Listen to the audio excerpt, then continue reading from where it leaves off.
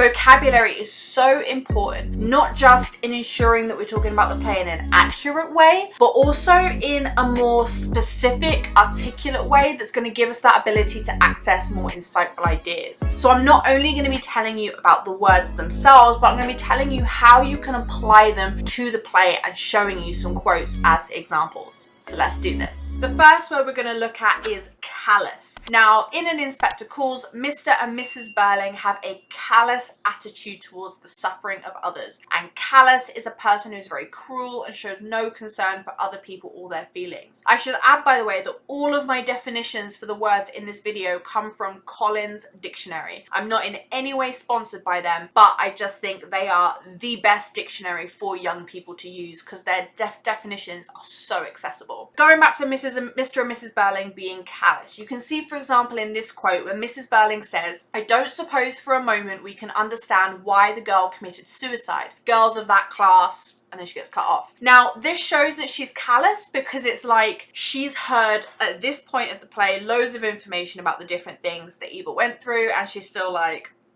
can't see why she would do that. And also just in general, the idea that they could never understand why working class people do what they do. So there's a complete lack of empathy there, a complete lack of understanding of the suffering of others. This is a really important trait that Mr. and Mrs. Burling have because, of course, Priestley is trying to make us dislike them and dislike their values and their beliefs, which are more capitalist, unempathetic, unsympathetic, and making them seem callous is part of the way that he does that. He also presents them as being supercilious. So when you say that someone is supercilious, you disapprove of them because they behave in a way that shows they think they are better than other people. And both Mr. and Mrs. Burling clearly think they are better than the lower classes. So if you take this example quote from Mr. Burling, he says to the inspector, "How do you get on with our Chief Constable, Colonel Roberts? Perhaps I ought to warn you that he's an old friend of mine." He's very subtly threatening the inspector at this point with a, "I have power over you. I know powerful people and can make your life hell."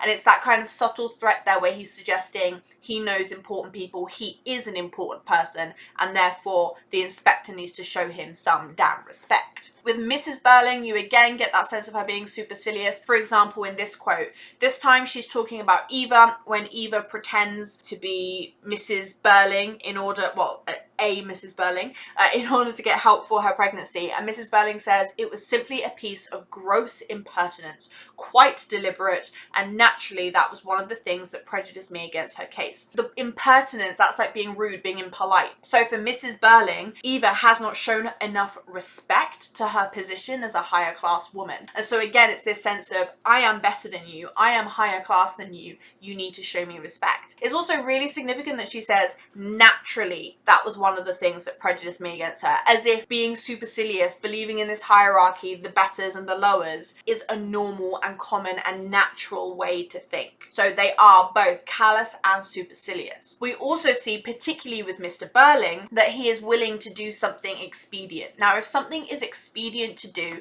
it is useful or convenient to do it, even though it may not be morally right. And for Mr. Burling, it was expedient for him to fire Eva. For example, he says, "My duty is to keep labor costs down." So it is expedient for him to prioritize the business's profits, even though it's not morally right, perhaps, that he underpays his workers. All of these different things, the fact that Mr. Burling is expedient, the fact that they're both callous and supercilious, all of these negative qualities that they have combine to make us view their behavior as being unconscionable. If you describe something as unconscionable, you mean that the person responsible for it ought to be ashamed of it, especially because its effects are so great or severe. So Priestley suggests that the Burling family's behavior towards Eva is unconscionable. And we can see that in this quote from the inspector when he says she needed not only money, but advice, sympathy, friendliness. And he's talking to Mrs. Burling at this point. You've had children, you must have known what she was feeling, and you slammed the door in her face. So he's basically Priestley is trying to highlight to our audience how their essentially selfish behavior harms others,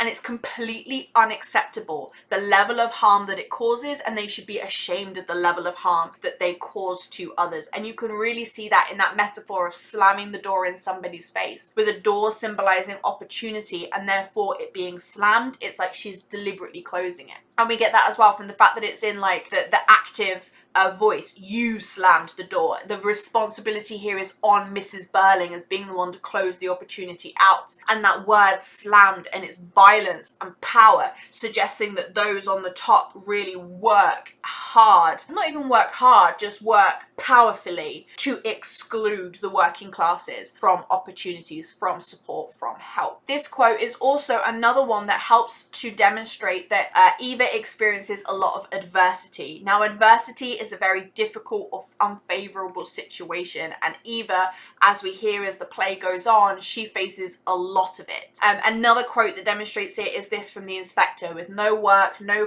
money coming in, and living in lodgings with no relatives to help her, few friends, lonely, half-starved, she was feeling desperate. If you're looking for a full analysis of this quote, check out my video doing a detailed analysis of key quotes for the inspector. What I'll just say for now is that this highlights all the different ways she was facing adversity. You can see in the list the different items in the list representing the different forms of adversity. So you've got like work, money for her livelihood, lodgings for her housing, relatives, friends, and lonely for like her social situation, half-starved for her access to basic needs like food. So we see how much adversity she faces. And so this is all part of what makes the Burling's family behavior so unconscionable, because we see the adversity that she faces, and we are also told that that is as a direct consequence of the callous actions taken by Mrs. Burling, the expedient actions taken by Mr. Burling, and so on. The play doesn't just leave the problem as being with Eva though. Part of what Priestley's trying to do is to suggest that the issues experienced by Eva are pervasive throughout British society at the time. And when something, especially something bad, is pervasive,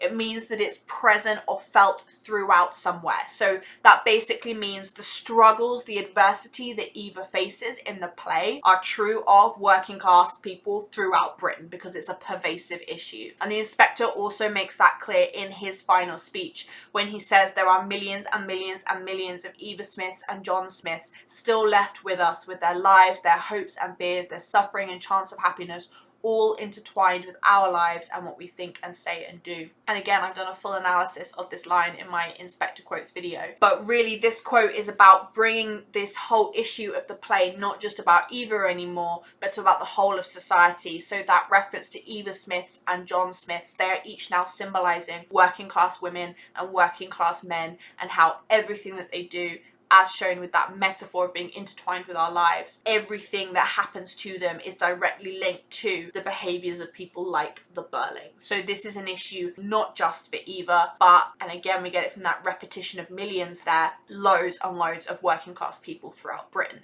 In that sense, the play and Inspector Callous can very much be seen as a microcosm of British society. So a microcosm is a small society, place or activity which has all the typical features of a much larger one, and so seems like a smaller version of it. So the events of an Inspector Callous are a microcosm for events that occur in British society. And that is part of, if I just talk about the play itself and the genre of the play, that is part of why Priestley went for such a realist style. That means, you know how the setting of the play is like a real living room, and it does the fourth wall staging where it's like we're just peering inside somebody's living room. Or no, I keep saying living room, it's their dining room. He was trying to really authentically recreate Edwardian Britain, so we really felt that sense of these issues are real, this happens for real in Britain. And we get it exactly the same quote as I've just looked at.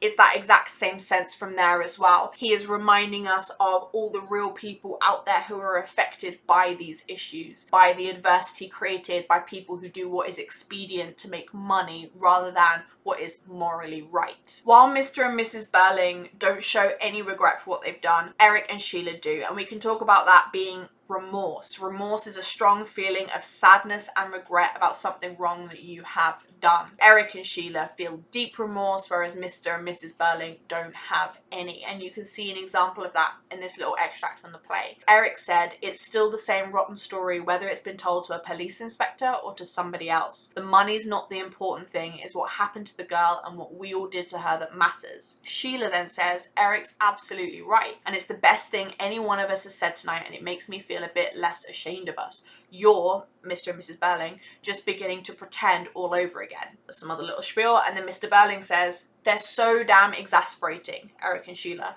They just won't try to understand our position or to see the difference between a lot of this stuff like this coming out in private and a downright public scandal. For Eric and Sheila, what matters is their actions and the consequences of their action. Conversely, what matters for Mr. and Mrs. Burling is not what they've done and whether it's wrong or not, but whether society will hold them to account for it, whether there will be public or legal repercussions for their actions. They will happily do something wrong and feel no remorse if society at large will either not know about it or will accept it. If there is any sense of a scandal or a law case, then they've got an issue, then they're concerned because suddenly it's going to affect them. One of the warnings that Priestley has against the likes of Mr. and Mrs. Burling and the way that they're behaving with their lack of remorse is he points out that if you don't change the way you behave, it will perpetuate. If someone or something perpetuates a situation, system, or belief, especially a bad one, they cause it to continue. So Priestley suggests that if society does not learn from the past, then these problems will perpetuate. And we see that in the way that An Inspector Calls ends. So when Mr. Burling, Mrs. Burling, and Gerald all kind of patting themselves on the back of, oh, he wasn't a real inspector, this wasn't a real problem, everything's fine. And then they get the phone call like, a girl has killed herself, an inspector is coming around to talk about it. And this links to, again, the genre of the play, with it being a time play. Priestley was really influenced by scientists who came up with these theories about time. And so he then wrote what became known as time plays that look at the concept of time. And there are two theorists in particular that influence An Inspector Calls. One is Ouspensky. So I know this is a lot of text, but we need to understand their theories and then we can look at how it applies to An Inspector Calls. For Ouspensky, he argued that when we die, we re-enter our life once more from the beginning. I should add, by the way, I said they were scientists. I have no idea if they were actual scientists. Just reading that first sentence, I'm suddenly thinking, maybe they weren't scientists. When we die, we re-enter our life once more from the beginning. We are born again to the same parents and continue to repeat all the events of our life as before. This cycle of identical lives would go on being repeated if we changed nothing of significance. If, however, we made significant improvements, we convert the circle into a spiral of events that would eventually open the way for us to escape from the repetitions and into a new life in which we did not repeat our mistakes. So we absolutely see that in An Inspector Calls, because Mr. and Mrs. Burling don't change anything. They revert back to the way they were before, and so the cycle repeats. They get the phone call, an inspector is coming around. He was also influenced by Dunn, and Dunn said you can be given the ability to see forward in time as well as looking back. This would mean that just as you can look back and see what actions led to your present situation, you could also look forward to see the consequences of your actions. So if you wished, you could change those actions and so avoid the consequences. Now there's two parts to this. This is again the way that An Inspector Calls ends. So it's like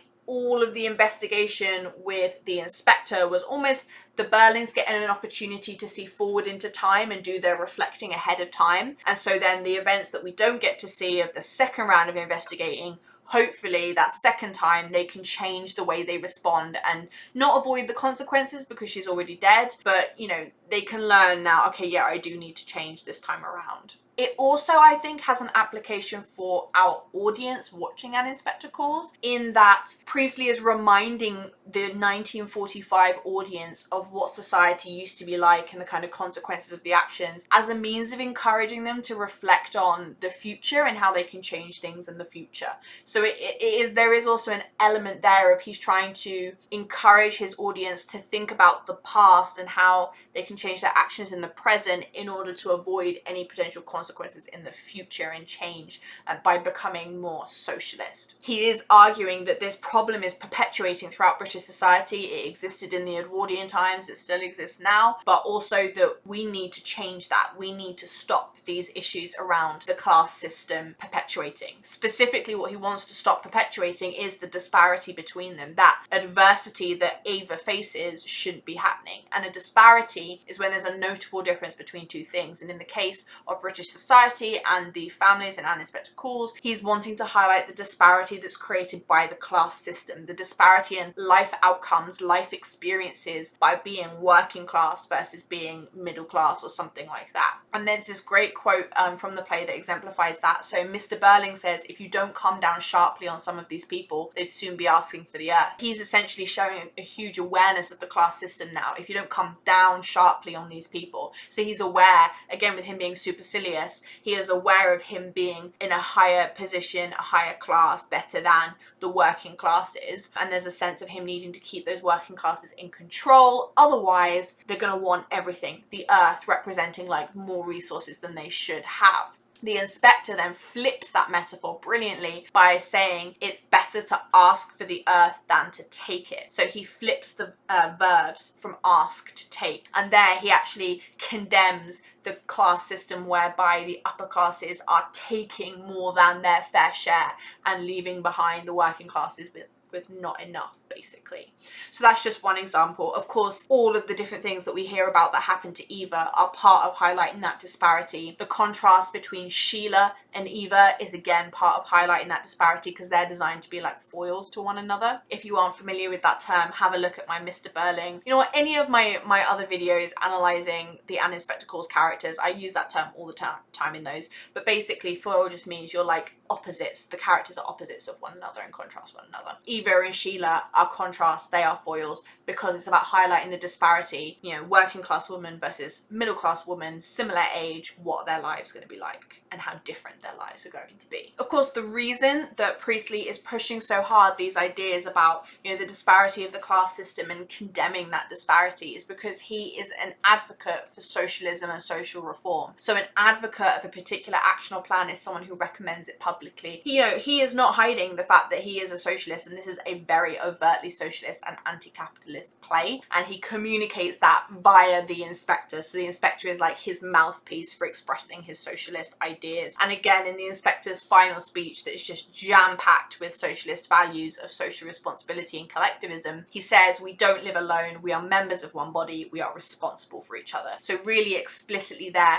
with that metaphor of being one body, we need to be all functioning together. We rely on each other to succeed and to thrive. And yeah, we need to, that explicit line, we are responsible for each other. We need to help each other. The whole play is about advocating for more social reform, more socialism. And he achieves that in the way that he presents Mr. and Mrs. Burling negatively with their callous behavior versus your inspector who is, you know, pushing for what is right and trying to end the disparity and trying to change things so that this issue doesn't perpetuate. This is again, of course, all a microcosm for Britain itself, which was moving towards not being socialist, but taking on more socialist values. So the NHS is going to be created a few years after this play was first performed and things like that. We were becoming a more socialist country in our legislature. And in that sense, the play also serves as a zeitgeist. So the zeitgeist of a particular place during a particular period in history is the attitudes and ideas that are generally common there at that time, especially the attitudes and ideas shown in literature, philosophy and politics. Now, I would argue that Priestley captures the zeitgeist of post-war Britain, that Labour Party movement, that swinging to the left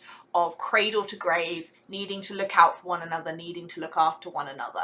He is capturing that spirit and he is pushing for more. So he in part captures that spirit by actually reminding us of our past and what things were like in the past, and then also via the inspector, our much more modern by 1945 standards, modern beliefs and values, more socialist values, and how those are much better. And again, exact same quote to support that idea. We don't live alone, we are members of one body, we are responsible for one another. That really captures a lot of the Labour Party movements that were coming out at this time, with the idea of the cradle to grave. You would be taken care of by the government from the day you were born to the day that you die. And of course, things like our creation of the NHS. They wanted to build loads of homes, they wanted to create more equality, more support for the working classes, more support for the vulnerable, for the poorest in society, which was a huge shift away from our 1912